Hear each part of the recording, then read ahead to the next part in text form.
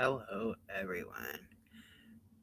Okay, so it's time to start the Witchy weekend.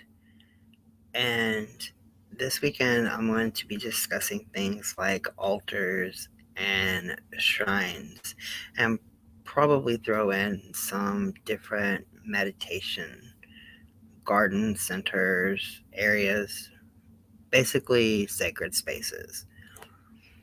And altars can serve a multitude of purposes in a variety of different contexts. One concept that commonly relates to altars to one another is intentionality. The intention of the altar is often what drives its creation. Altars frequently serve a spiritual intention or purpose, but this is not always the case. For example, some altars are memorials. Some altars commemorate major life events. Some altars celebrate the changes of the seasons or the moon phases. Some altars represent new beginnings, especially if you're like leaving a domestic situation. The first altar that you set up after you're out into your own positive area, that altar will be your strength for a very long time.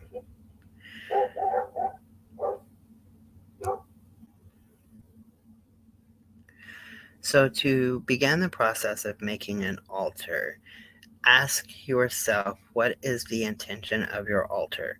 What energy are you attempting to elevate? What items can be placed on the altar that can be used to signify or fortify the intentionality of the altar? And what are the colors or images that should be represented to honor the theme of your altar? Once you have all that figured out, it's simple to set one up. But you have to start with knowing what your altar is for. And as far as it goes with like using um, different things on your altar, if you don't have money to be putting into it, that is perfectly fine. You can go out into nature and find your things. You can find driftwood, seashells, stones, herbs. You can, you know, different types of grass, different weeds, even sticks, different branches and stuff from trees work as wands for different things. There is so much in nature that you could use on your altar. Now, the shrine differs from the altar. Both of them are sacred spaces, but one functions as a house or a location for a sacred object, being, or energy, while the other functions as a kind of table or a doorway. When we want to have our sacred space as an ancestor shrine, the shrine is created specifically to honor the dead or to pay tribute to those who are no longer with us. The first step in communicating with your ancestors is building a shrine. Your ancestor shrine is an all purpose altar. By adding different things in varying proportions, it can become a shrine for any element or attribute that you desire, such as a meditation space, an abundance altar, or an oracle chamber.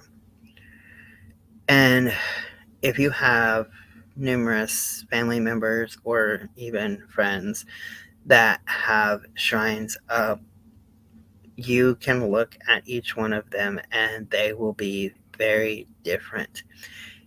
Even if, let's say, you and three more people have the shrine or a shrine set up for your great grandfather. Each one of you is going to have a different artistic ability that will come out with the creation of said altar.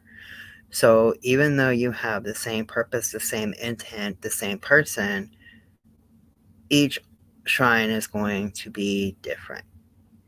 And I'm not speaking of like money wise for the items. I'm talking about the energies behind it, the art, different things like that.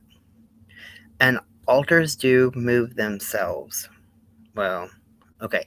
They inspire you to move them, but altars can go from room to room.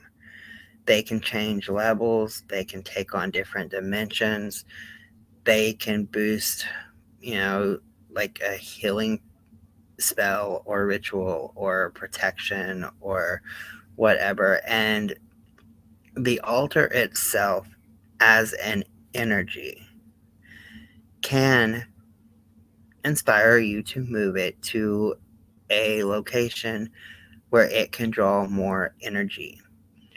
You know, it might need to be by a certain window, or if you've got spirits in your house and your altar wants to be in a room where you have more spiritual activity and stuff, because the altar itself can pull from those energies and makes your workings and stuff a lot easier. Your altar can go from one direction to the next. After you begin working with your altar, you basically become one with it. You don't have to be at home next to your altar in order for your protection altar to be protecting you while you're, let's say, at work or driving kids to the park.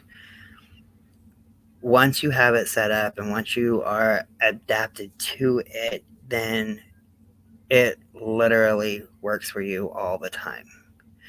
It is important to refresh the altar, to cleanse the altar, to cleanse the tools and stuff that you have on the altar and that you use, especially if you use it quite a bit. Normally, I have my main altar set up in front of a window, usually in a room where I can leave the curtain open for the moonlight to come in on it at night, especially during full moons and stuff. And dark moons, I work more with the dark moons than I do the full moons, but I usually leave it for the full moon and into the new moon, dark moon cycle. So if you're setting up your altar and you get everything on it and then you turn around and you're like, ah, shit, I need to move it over there, that is your altar talking to you. That is your spirit guides telling you. That is your ancestors telling you what works best for them.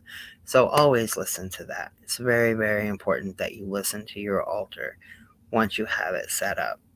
And in return, your altar will help inspire you. It will protect you. It will help heal you. It will help make all of your workings more functional, and you will be better equipped to do the best magic that you can possibly do. Now, this was just an introductory video for upcoming videos. I will be covering different altars, different setups, different sacred spaces, meditation gardens, kind of a whole variety of inside, outside altars and shrines throughout this series, and I'm figuring that the witchy weekends are probably going to start happening now on Saturdays and probably ending on Tuesdays.